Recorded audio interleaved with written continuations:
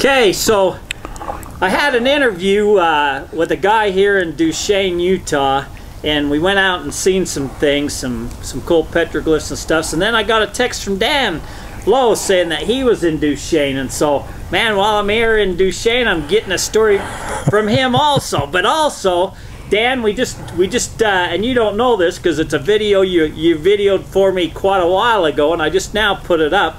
But it talked about the big city, at the north end of Lake Mead, and you went into just a little bit about Granada and how it was a major city. So I want to hear about this major city because you just told me that you thought it was Roman or something. So with that, take it away. That city at Lake Mead is Tuntuntique, and about 5 miles of it's buried under the reservoir. Just, if you ever want to get rid of something, build a reservoir. And I've heard that said by, you've told me that, and I've heard it more from some other people, that there's a lot of things been hidden. They've made reservoirs to hide things. I don't know just if that's to hide things. Flaming Gorge, Strawberry Reservoir, so that's not Lake Powell. That's just not a conspiracy theory. That was absolutely built to hide things. And I've heard I that believe from it more was. than you. I've heard that from more than just you. I mean, they preserved a very small piece of it up at the north end, you know, and nobody ever talks about what's under the reservoir itself. Incidentally, I just had oral dental surgery, and so we're going to have to do this with no teeth. Try to say that 5 times. How fun. And so I will try to speak plainly. Okay.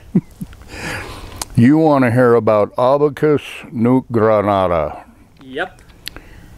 And who were their occupants? According to the Spanish exploration documents, it was a principal city. They don't tell you who, because I think the Spanish knew who built the city and who lived there, who was a part of it, and so forth. But, you know, the casual reader, if he read that particular part, he would think they were talking about the Pueblo people. And I think the academics are perfectly content with that. Abacus Nuke Granada, out of all the maps that show its location along the Grand Canyon, most of them show it on the north side. And we've kind of went with that over the years, and as a result we've found a little bit of evidence that would place it on the north side, such as 300 acres of irrigation canals. But you have a lava flow that flows down, or that did flow down, either prior to those canals or when they were existing, and the lava flow stopped right at the edge of those. But looking at the southernmost canal, and keep in mind this canal, before it filled in over the years, was probably roughly 30 feet wide and 10 to 15 feet deep. These were big canals. They're all but filled in now, and then you can still see the smaller canals in between them. And this covers roughly 300 acres. But the southernmost canal, it appears that the lava flowed down into the canal.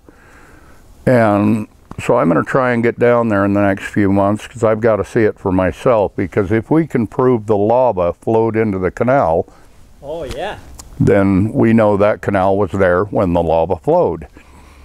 Now this goes hand in hand with a recent study that we have not heard anything about yet from the academics. There were some paleontologists, possibly archaeologists, I'm not sure, down doing some studies on lava falls. And they started finding pieces of pottery in the lava. And they made the determination that that lava had been flowing at least 1,000 years ago. And that coincides with the event that you read about on the Tucson lead crosses, where it says that there was a massive earthquake and that it rocked the city, and we think it's one and the same. There's also a Paiute legend. Well, this city, Abacus, New Granada, we've always thought was on the north side of the Grand Canyon, and it may be, but there are a couple maps that show it on the south side. Now, the reason I bring that up is I just did a post on Tuscarora.com and also shared it to Facebook and several places, is the story about Montezuma City. And it has to do with a guy by the name of James Tebes, and I can't remember the Indian's name that he befriended, Escanola or something like that. And he told him that, and this is back in the 1850s, and he told him that a long time ago, an enemy came against him, not the Spanish, and that they fought this enemy for years and years, and eventually they had to give in to him and basically become their slaves. But he said when they fought these people, that they would often get killed themselves long before their arrows would ever reach the enemy. And if they ever got close enough to do battle with them hand to hand, they said they could never survive their broad blade axes. And, you know, you start wondering, well, this isn't Spanish. In fact, I think they made it a point that this was not the Spanish that they're talking about. James Tebes asked his newfound friend if he would take him to this place. And they were located down in Arizona. The story is on Tuscarora.com, so there's no point in hiding any details. From Bowie, Arizona, he said that they figured they had ridden about 300 to 400 miles to the northwest, and that it was 10 days ride. And they had to go up and over several mountains, and at one particular mountain that he said was kind of like a tableland is where the city was. Well, this Escanola, or whatever his name was, he seemed to have information that had been handed down as to where their great captain lived and so forth. And he took Tebes to this place and showed him the old ruins and the old canal system that ran through there. And we think we know where this is, but there's just not enough detail to find it on old USGS maps, and it's so heavily forested but that you're just not going to find it on Google Earth. So there's another LiDAR project, and we'll talk about another LiDAR project here in a little bit. But this Abacus, New Granada, like I said, it was one of their principal cities. In fact, in one of the old exploration documents, it states that it was not their capital city. That was Tantantique. And I could be backwards on this. It's been so damn long since I read it.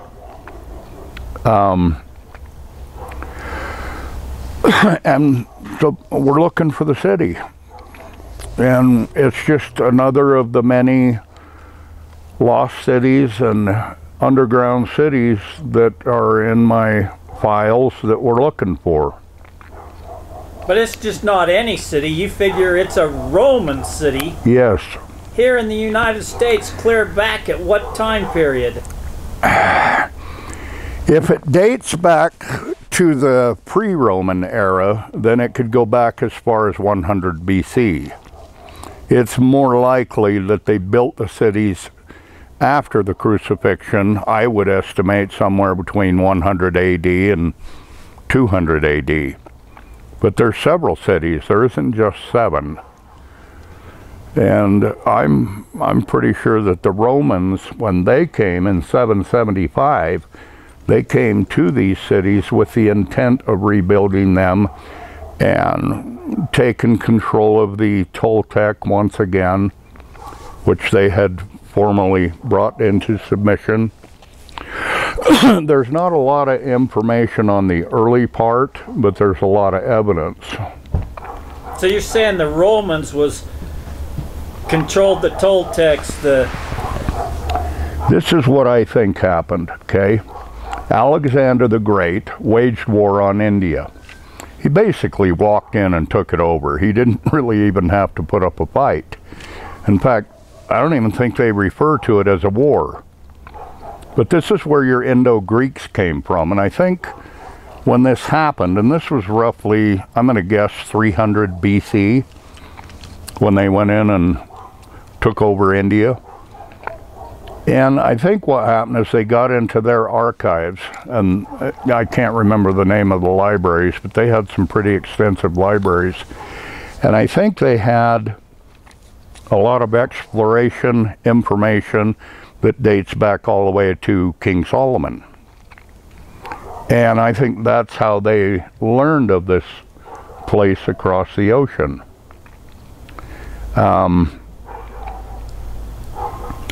It would probably be another 200 years before they even left their homeland to come here, which would have been about 100 BC, and they pretty much left, and this is basically the precursor to the Romans. In fact, the Romans call it the fall of the Western Roman Empire, okay? That's roughly 400 AD. Sometime during that time, I think they built these cities. And, you know, and I don't think it was a small colonization project. I think there was a lot of people. And it's the same old story. Come and, you know, manifest destiny, and we got to educate these barbarians and teach them the gospel. And So you say the fall of the Western Empire. So how did they fall here in the West? Do you got any insights on that? Not really. I would dare say that they got their butts kicked. They got kicked out of here. I mean, you know, you read through some of the oldest publications of books that were written by the earliest explorers, you know, 1700s, in the 1800s. Whenever they talk to the Indians will make comments every now and then that they've been running the white man out of here forever. You know, they run them out, a few hundred years later they come back and they run them out again, and there's bits and pieces of information all through the old books. But one of the things I like to do is I like to go read the history of Great Britain and England and Wales, and because there's a lot of good information in there that you would think has to do with Great Britain and Spain and France, and they're not talking about those places. One example would be Septimania. You ever heard of Septimania? From you. Well, if you go to a Google search window and you type in Septimania, you'll come up with some old maps, you know, in the late 1800s. It shows this area that supposedly exists back in 1300 AD roughly, and it was in southeastern France, and the province called Septimania. And I'm telling you, it never existed. At least not over there. I think that's all an effort to hide its true location. Because the only place you can find old maps from the 1500s, 1600s, showing a place called Septimania is here. This is the Western Roman Empire. that fell in 400 AD and rose again in 775 when the Romans returned. And I think that's what these cities are. Now, the last time this city of Montezuma, as they have called it, Escanola or whatever his name is, one of these days I'll learn his name. I probably already said this on countless interviews, but yeah, I challenge anybody, go find me a good bona fide map from the 1400s, 1500s, 1600s showing septimania. Not some creation that was made in the late 1800s to give the people false evidence of a place that never existed in southern France. So, you've talked to me before about Roman artifacts being found here that helps you here in the United States. Yeah. Really? Yeah. So tell me a little bit about that stuff. I think we did talk about this. Yeah, well, tell it again. Well, that's the problem. I can't tell you too much. Because the guy that I know that has the majority of the information regarding Roman artifacts found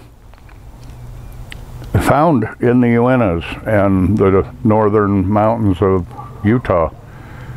And that's not the only place. I mean, I just can't tell you much about it. So I know you can't talk about Utah, Roman artifacts being found in Utah, but I'm talking about other places. New Mexico, Texas, yes, there has, you know, and you can read more about it. Go to Tuscoro.com, go to the search function, and type in Roman. See what you come up with. But you'll see some. The best one I've ever seen was found down in Texas of male armor, you know, scales. It's cool looking. You ever heard of Iron Shirt?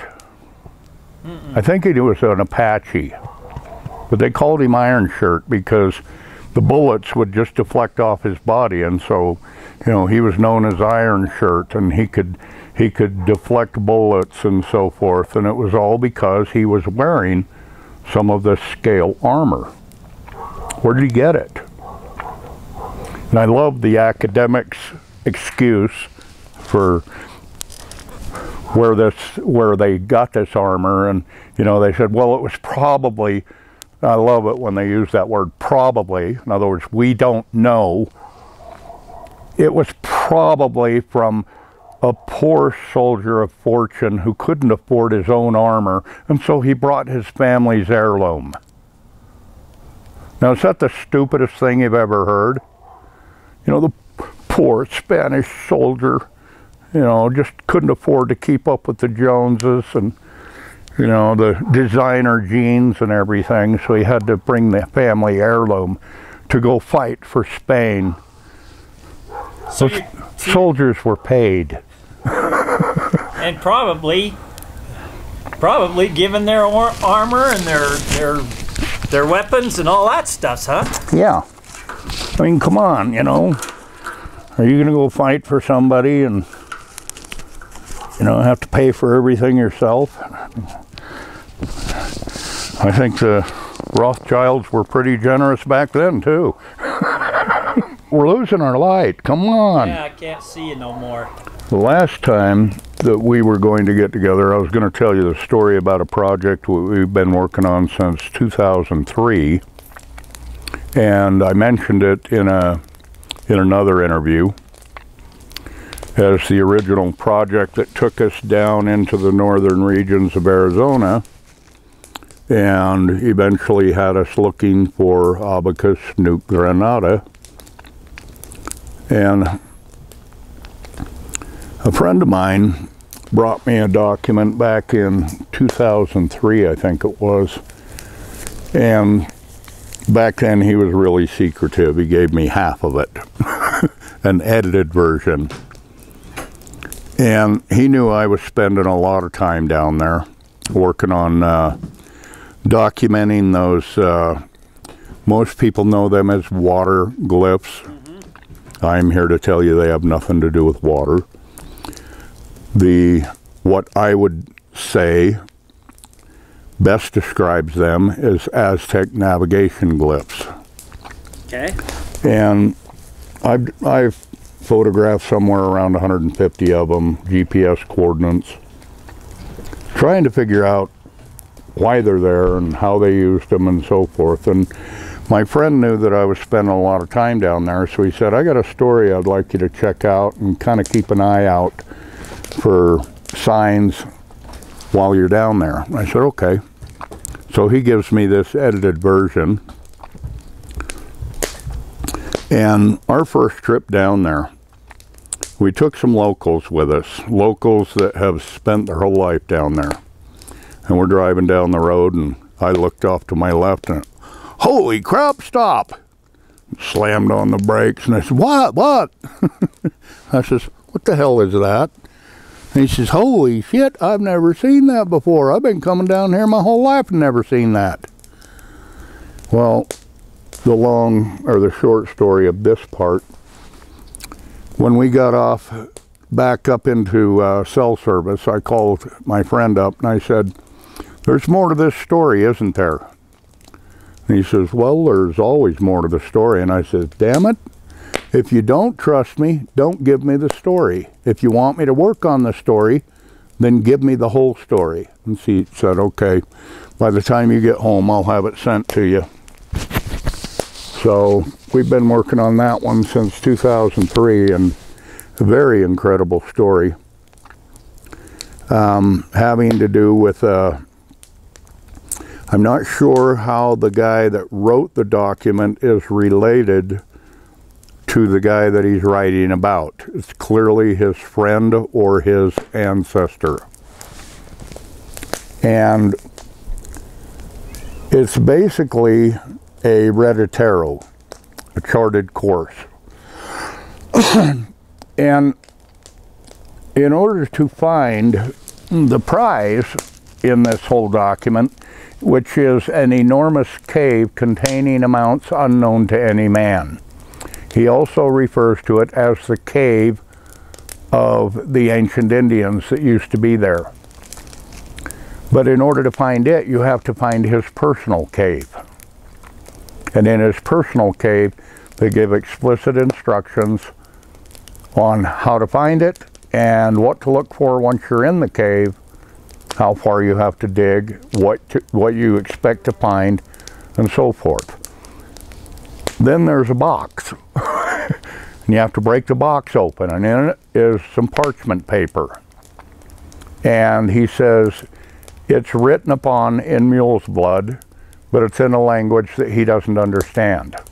And of course, we have no idea what that is. But it explains where the enormous cave is. Now, I don't know if you've heard the story about the Paiute, and I can't remember the guy's name. He was a prospector down in the Arizona Strip area.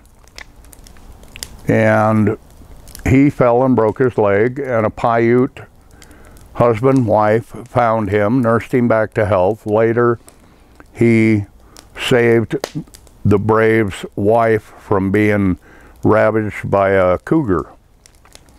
And he was so grateful, he decided he was going to tell him about this enormous cave. Have you heard that story? I honestly don't know if this story is true, okay? I don't know where it came from. I can't validate it. But according to the Paiute, it's a true story. That at one time, a strange group of Indians came up from the south. The incident that they're describing is not Montezuma II's armies or soldiers fleeing from the Spanish. It was a more peaceful procession, like they were bringing gifts. And if that is true, then it would be Montezuma I who sent the treasure northward.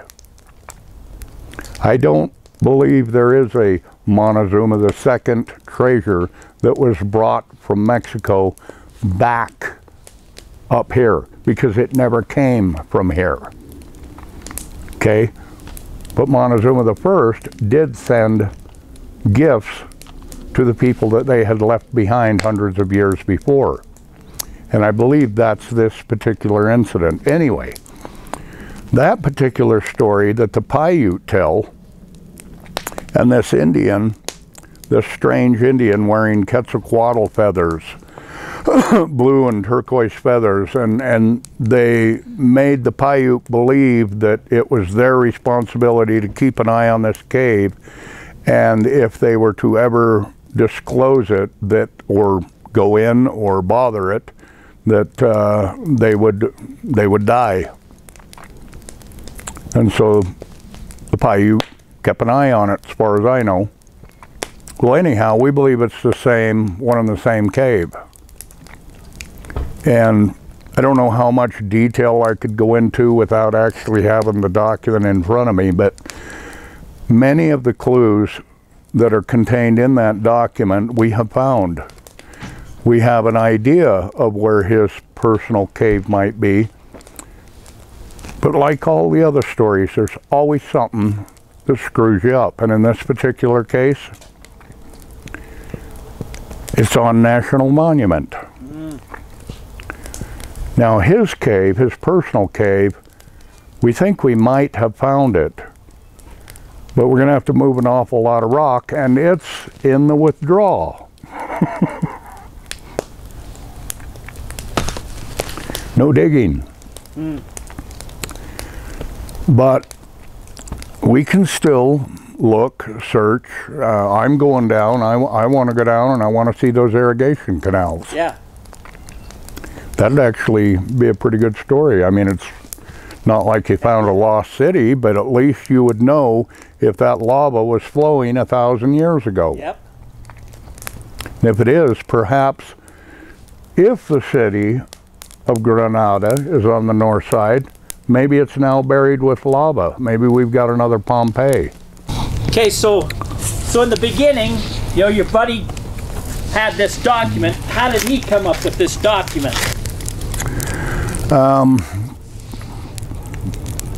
A descendant of the man who wrote it,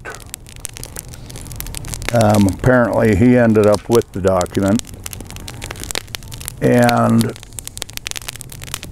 from what I understand, the document was copied from a much older document, because the one that we got was written in 1900, and he was talking about a guy who was the possessor of the mountains in that area. In other words, there was probably a Spanish land grant there, but you'll never get the academics to admit to that. And I believe the guy that wrote the document was a descendant of his. There was a man that come up from a little town called El Dorado over on the west coast of the mainland, right there, the Gulf of California. And he spent 15 years up there looking for it. Couldn't seem to find the right place, and he sought out professionals in the area, or people whom he thought were professionals, and he went to him and asked him if he could help him find his ancestors' treasure. And who's going to turn that down? Yeah. But my friend never was able to spend any time with it. He probably held on to it for a good 15 years, and I think he finally realized that he just wasn't going to have the time to do anything with it, and so he said, why don't you look for it while you're down there? And that's how I ended up with it. There's a verbal part that comes with it, and so I'm not too shy about sharing the document and its contents. Yeah, I'll send it to friends and people that are interested and want to see what kind of projects we're working on, what kind of documentation do we have. I actually use it as an example to send to people that are wanting to get involved. Because the verbal part's the one that basically tells you where it's at. And if you don't have that part, then the document does you no good. And this is the person that's passed away now? Yes, the descendant that came up and looked for it for 15 years, I believe he's still alive. The word I got is that he has moved to Texas. The problem is he has one of those common names. You tried tracking him down and you can't find him? Well, if I could get somebody to answer me down there in that little town of El Dorado, someone down there knows who he is and someone down there knows where he went. To my understanding, he had a map also. That we do not have. I just did a story on Tuscoro.com, I think. It may be buried way back in the years, about this recent discovery in the past 4 or 5 years of the one that I was telling you about, that we believe is an ancient city buried by a cataclysmic event. It's privately owned property. I mean, it's a perfect setup. If I'm right, imagine finding a buried city equal to, I think it's called Teotihuacan, you know, the Sun Temple and the Moon Temple, because it's big enough to easily put that city underneath. Make sense? Yep. I showed it to you one day. We drove over there.